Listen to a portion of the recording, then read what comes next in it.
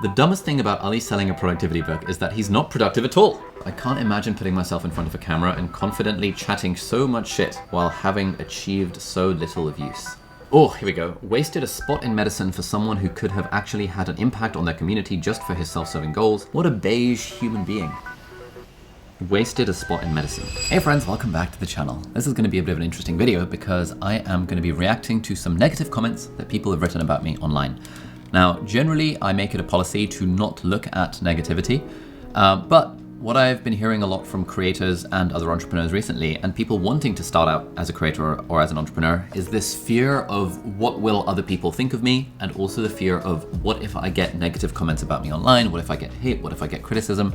I've been doing this stuff for the last 7 years on the internet, and I think I've had my fair share of negative comments. I realized pretty quickly that it is the best policy is to just not look at the stuff.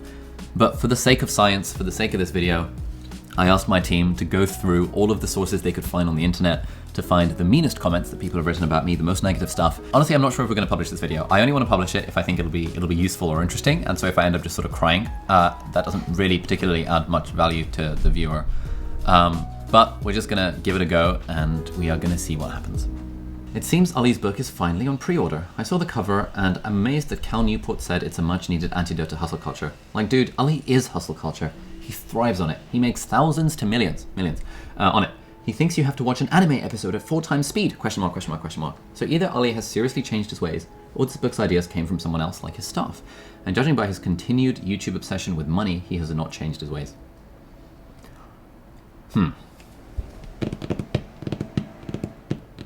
So they clearly haven't read the book, because the book is actually an antidote, I think, to hustle culture. This thing about you have to watch an anime episode at 4 times speed. I made a video. You know, I wanted to catch up on anime that my brother had recommended to me, and I realized that if you watch it at 2 times or 3 times or 4 times speed, you can still read the subtitles and you can get what's going on. And then when it gets really epic, you can switch back to 1 time speed and then you can like absorb it. And I posted this video online, and that video seems to have been sort of shared far and wide, where people are holding it up as like, fuck this guy, hustle culture, the whole shebang. A comment like this doesn't really make me feel anything. The whole obsession with money thing is also interesting. Like, you know, I make no real secret of the fact that, hey, I'm an entrepreneur. Part of building a business is trying to make money out of it. The way you make money is by adding value to people. And, you know, if you add value to a lot of people, you make a lot of money. That sort of thing. I don't know. I don't think this one doesn't really affect me very much. From 2023, I wish that Ali would stop calling what he does teaching and education. He is not a qualified teacher, and regurgitating some book summaries every week, hosting a podcast and making courses based on anecdotal experience doesn't make you a teacher. Okay, that's interesting. I would actually really just disagree with this. I have a guitar teacher. He teaches me guitar. He does not have any qualifications in teaching, but he is still a guitar teacher because he's just a few steps further ahead of me on the guitar learning journey. And he's better at the guitar than I am, and has spent a lot of time like working on that skill, and therefore he's teaching me the skill. I refer to him as my guitar teacher. I think this sort of idea is something that really holds a lot of people back from sharing educational stuff online, because they think that you have to be qualified in order to share something. You don't need to have a special qualification in order to share stuff that you think is useful on the internet. You watching this right now, you're probably not a qualified teacher, but you could probably start a YouTube channel where you would summarize books that you've read. You could probably start a Twitter account or a LinkedIn account where you would, I don't know, summarize lessons you've learned in your job over the last like 5 to 10 years. If you're a student, you could probably, I don't know, start an Instagram page where you share your notes that you took when you were 3 years ago, 2 years ago, and 1 year ago. All of this stuff I would say is teaching. It's sharing educational things that you hope might be useful to at least one person. I can appreciate the value of a teaching qualification. I was toying with the idea of doing a postgraduate certificate in medical education at some point, which in a way is a teaching qualification. But, you know, just teaching, man. It's just like, what is the definition of teaching? Define teaching. Impart knowledge or instruct someone as to how to do something. She taught him to read. He taught me how to ride a bike. Yeah. I think this is a stupid criticism. He is not a qualified teacher, and regurgitating some book summaries every week, hosting a podcast and making courses based on anecdotal experience doesn't make you a teacher. Okay, fair enough. Oh, by the way, in case you've not yet subscribed to Life Notes, you might like to. It is a completely free weekly-ish email that I send, and it contains the notes that I'm taking throughout life. So notes from books that I've read, podcasts I've listened to, videos I've watched, conversations I've had, experiences I've had, and I condense all that stuff into an email that I send to my subscribers once a week. It is completely free. If you think it's terrible, you can unsubscribe whenever you want. There'll be a link down below. Oh, here we go. Wasted a spot in medicine for someone who could have actually had an impact on their community just for his self-serving goals. Absolute grifter, and so far up his own ass. Comment. You sound jealous. Wait until you're on the wards being treated like a servant by the band 5 nurses while you're on £15 an hour and come back to this. Wasted a spot in medicine. I do agree with this to an extent. I did waste a spot in medicine. I used to be a doctor. I went through med school for 6 years, worked as a doctor for 2 and a bit years, and then decided to go full-time on this YouTube channel and career that I now have. And had I known that I had no intention of practicing medicine, had I known that I wouldn't practice medicine, I would not have applied to medical school. I get questions from students these days saying like, hey, I'm not really sure if I want to be a doctor. Should I do medicine anyway? And my answer is usually no. I think you should only do medicine if you know at that point that you think you want to be a doctor. Having said that, I also think it is totally reasonable to change your mind. For example, I decided aged 14 or 15 that I wanted to be a doctor, because that's the age in the UK where you have to decide what GCSEs you're doing, and then you have to figure out what A-levels you're doing, and you have to start doing work experience and all of that shebang in order to have a chance of getting into med school. I decided aged 14. Somewhere between age 14 and aged 26, I realized that actually I preferred being an online entrepreneur more so than I preferred being a doctor, and I think it is totally reasonable to change your mind in that sense. Again, I'm not making this video as a way of like, I'm defending myself against all these comments, because I genuinely, at least I think that I honestly could not care less what these random commenters on Reddit on Reddit think about this. But I'm sharing this because if just one person watches this, if you picked a career 10 years ago, 15 years ago, 20 years ago, you actually do not have to be wedded to that thing that you picked. You can, if you realize that actually you building a life you love involves changing career, it's totally okay. Even if that career is medicine, even if that career wasted a spot from someone else. We thankfully live in a society where you're not indentured into slavery to that thing that you decided to do 10 or 15 years ago. You are absolutely allowed to change your mind. The dumbest thing about Ali selling a productivity book is that he's not productive at all. He constantly talks about how he struggles to do things, for example, go to the gym, correct? And his solution is always to pay someone to be his coach so he will do it. That's one of my solutions. That's not a solution possible for the vast majority of people, and to be honest, suggests he actually struggles with tasks that most people can motivate themselves to do. Okay. His book has taken him years to write, and that's despite him asking his readers explicitly what he should put in it repeatedly. Why would I want his productivity advice when he couldn't even think it up himself? Also, as a side note, why has no one on his team told him to stop posting these terrible pouting pics of himself? He looks fine when he's not posing like girls used to in the 2010s, but he pulls the same idiotic face in every pic. Honestly, it's hard to know how to react to something like this other than to be like, yeah, I mean, that's a fair point. I'm not productive in the sense of motivating myself to go to the gym, which is why I find strategies to use. The point of me writing a book about productivity was that I found some strategies when I was working full-time and trying to juggle growing a YouTube channel and a business. I found some strategies that really helped. I found the broaden and build theory from Barbara Fredrickson, the theory of positive emotions, the idea that feeling good about your work increases your productivity, reduces your stress, makes you more creative, gives you more energy to give to the other important areas of your life. I did a bunch of research into intrinsic and extrinsic motivation and other forms of motivation like identified and introjected motivation, did a bunch of research into procrastination, interviewed professors who specialize in studying procrastination, put that into a book after trying some of the stuff myself that I hoped would help people in some way. If this person does not want to read the book because they think that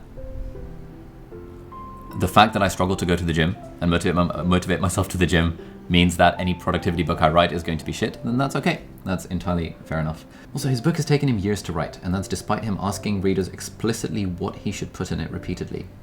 Why would I want his productivity advice when he couldn't even think it up himself? I mean, me asking readers what to put in the book was focused around like, what are readers struggling with, so that I know what the struggles of readers are, so that I can address them in the book, rather than the book being purely my own personal experience.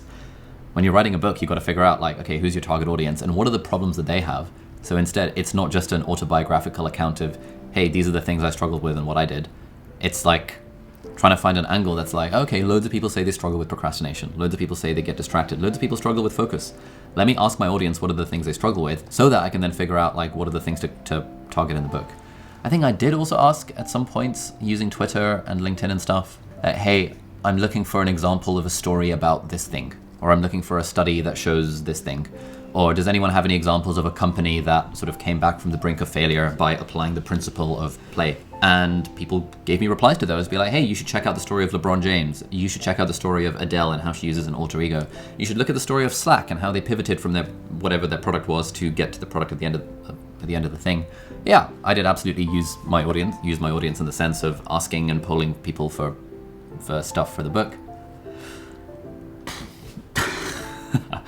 I used to hate watch Ali's content, but it's so banal, monochrome, and boring by now. I just check in every few weeks to see if anything controversial has happened. What a beige human being. Honestly, I've been called a lot worse than a beige human being. You know what? I'll take that. Beige human being, sure. I can't imagine putting myself in front of a camera and confidently chatting so much shit while having achieved so little of use.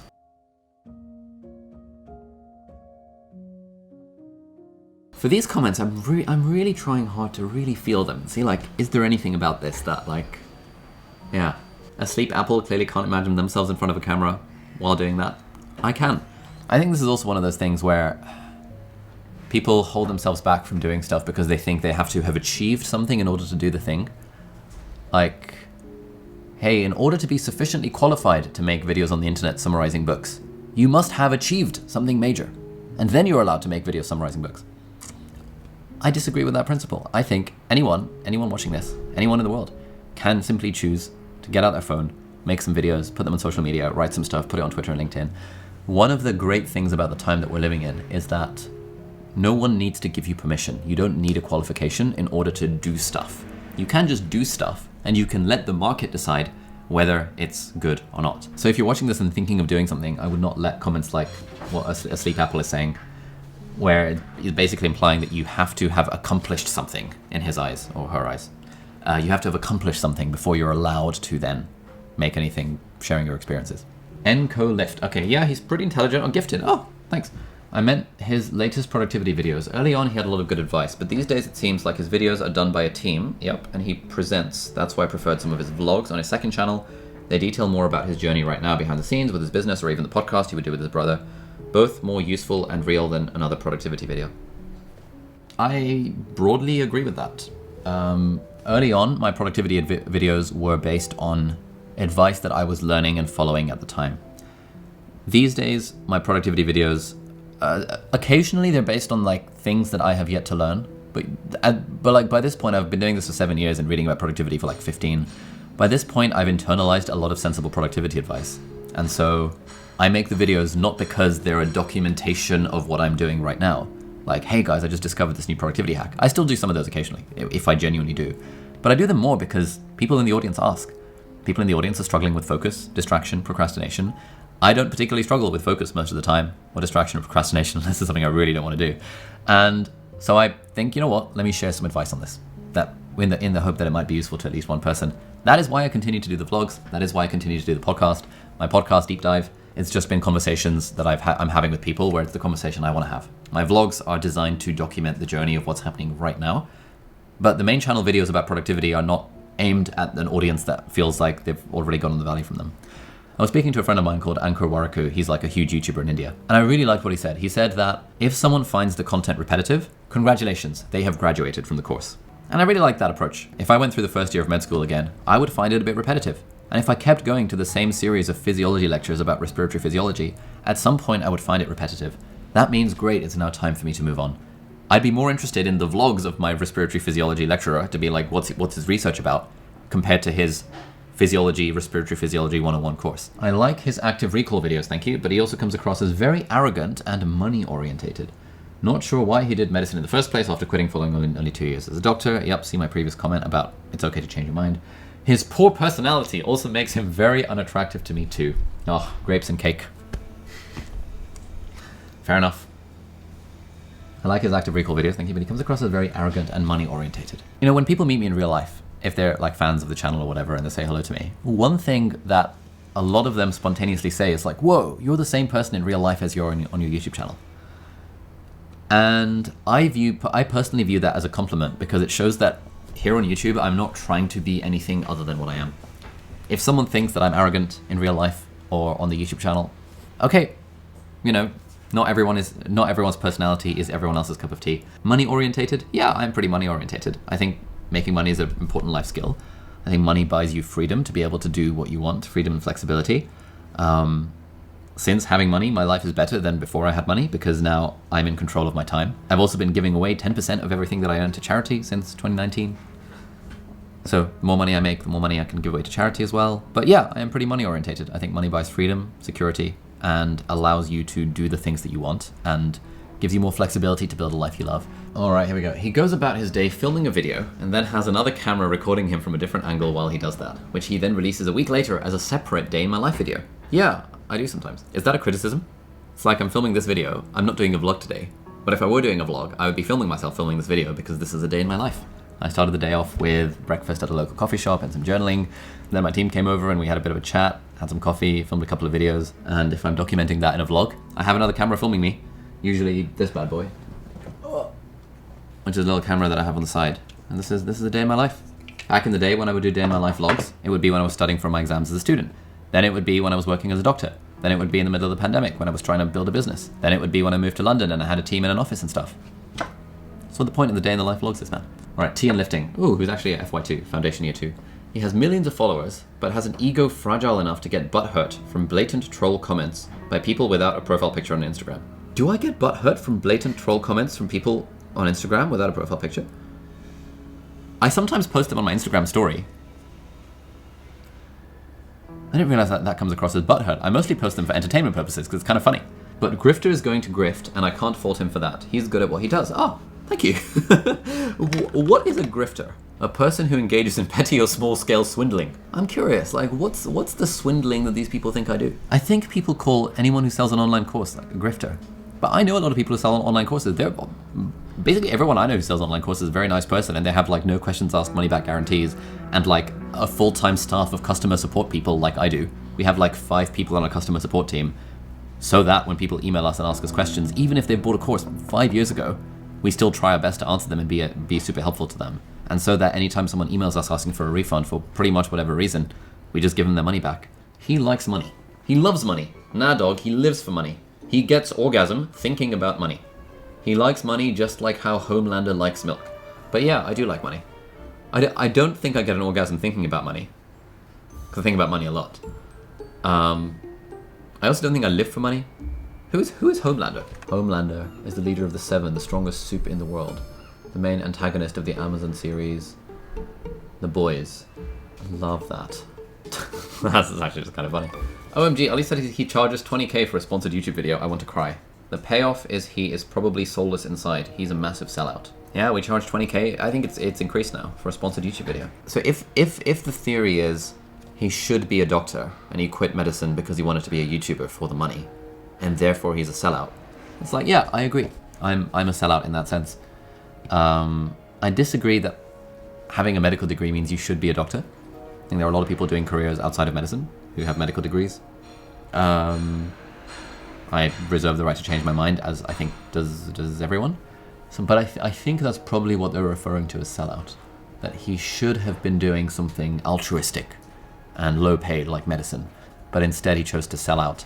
At one point I was thinking of moving to the US to do medicine there, and a bunch of people were calling me a sellout then. Because it's like you should be a doctor in the UK where you're being paid £14 an hour, rather than try and move to the US where you get paid a lot more. Still practicing medicine, possibly because you get paid more and or there's a private healthcare system sort of in the US.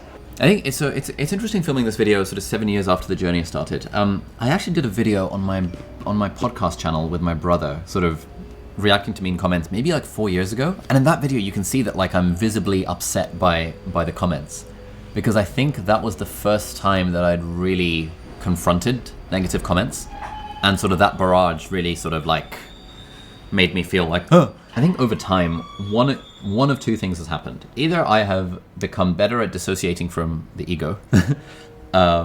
Maybe that's part of it, because I've been reading a bunch of these spiritual books. I did an ayahuasca retreat about a year ago. I have had like a friend who's a kind of coach slash therapist slash spiritual guider in some way. Like all of these things that these people are saying are things that I've thought about myself at one point or another. Of like, is my content just meaningless? Am I just regurgitating shitty summaries from like popular books? Have I lost any value I have to society because I once was a doctor and then decided not to be a doctor? Am I a sellout? Am I a grifter? Are the courses that we're selling actually like really crap, and we're just sort of scamming people out of their money and they're so gullible that they're being scammed out of their money. It's like all of these things are things that I've thought about myself at one point or another. And I've always come up with answers to that. Be like, no, I don't think it is. That's why we have a money back guarantee. If someone wants the money back, we give them the money back. One thing I found helpful was to think, what must be true for this comment to be correct? Like, am I a bad person for quitting medicine to do YouTube? I used to be really worried about that. And then I thought about it a lot and realized, no, I'm actually not. I don't agree with the principle that you should never change your mind on what career you want to do. I don't agree with the idea that if you've signed up to do career X, even if career X is more altruistic, that you should then not switch to career Y because you realize career Y is more profitable, more fun, more fulfilling, more flexible, whatever the thing might be. And so, provided I don't agree with that assessment, do I still believe the initial criticism? And the answer is no. And then it's almost like over time, like the thing about, I'm not sufficiently qualified to write a productivity book. The question is like, how qualified does one need to be to write a productivity book? How qualified does one need to be to write a book? Do I believe that in order to write a book and publish a book and have the audacity to sell a book or make videos or write blog posts that you need to have some sort of arbitrary qualification? No. Do I think the only people who get to share stuff online that might be helpful to others need a teaching qualification? No, I don't think so. So if that's true, then great, that criticism no longer has any legs. Well, one of the things I like about seeing negative comments is that if I feel something about it, that then reveals an area where I'm like, ooh, that was a bit of ego defense there. It's like, that specific comment about how Ali's content used to be valuable back when he was a real doctor, and now he's just a grifting entrepreneur and selling courses about how to be a YouTuber, and so his content's no longer valuable. Ooh, there's something about that that's spicy, and the spiciness of that makes me want to explore it a little bit more to understand, like, okay, exploring it with a sense of curiosity, a sense of like, do I agree with that? Do I disagree with that? Like, what are the reasons for that? Like, why do I feel this emotional response to that thing? So for these comments, like, most of my responses to this was just exasperation and frustration. Exasperation because I'm like, this shit again, okay, fine. Exasperation because I'm like, do people have nothing better to do than make these sorts of comments online? But exasperation also because I think what these comments reveal is genuinely the stuff that holds people back from becoming creators. I'm finding myself sort of getting riled up by this, which is interesting. Because I think it shows that I feel fairly strongly about this. Because my whole shtick, and whenever I have conversations with people where I see that like this fear of what other people will say is holding them back from living a life that could be way better than the one that they're currently living, and they want to do it, but they're held back by this fear. This like negativity, this idea of like, what are my friends and family going to think? What are the people in my university going to think? What are my cousins going to think? Oh my God, they're going to say that this person started a YouTube channel. Boo-hoo. It's like every single person I know who has started a YouTube channel, who started a business, has had naysayers early on in their journey. And then as you become more and more successful, you have even more of them. But every person I know who has done this and succeeded, in fairness, so there's some survivorship bias, has not regretted that decision. They've said it's one of the best decisions they've ever made. Even people I know who've started YouTube channels and quit 2 years later because they didn't go anywhere, have still not regretted it because they've learned a lot about themselves. They learned new skills. They overcame some like emotional hurdles. All of that stuff. And I think it is such a shame when comments like this on random like gossip forums or random subreddits, where people read those comments, it's like, I'm probably not going to make it a habit to read the comments. So people commenting this stuff doesn't actually affect me. But what it does is that for the other thousands of people that are reading those comments, it reinforces to them the idea that no, the crabs in a bucket thing. I can't possibly try and do my own thing. I can't possibly try and break free from this barrel that I'm in because the other crabs are going to drag me down. And what I see from these comments is like the crabs in a bucket thing. These are crabs trying to drag other people down. It doesn't affect me. I'm rich enough, I've got a business, I can kind of do what I want. But it affects those people that are not doing the thing because they're worried about this sort of response, which I think is where the sense of like, exasperation comes from. So this is probably a very long and rambly video. If you've gotten to this point, thank you for watching. I hope you got some value out of this video. But yeah, it's the vibe.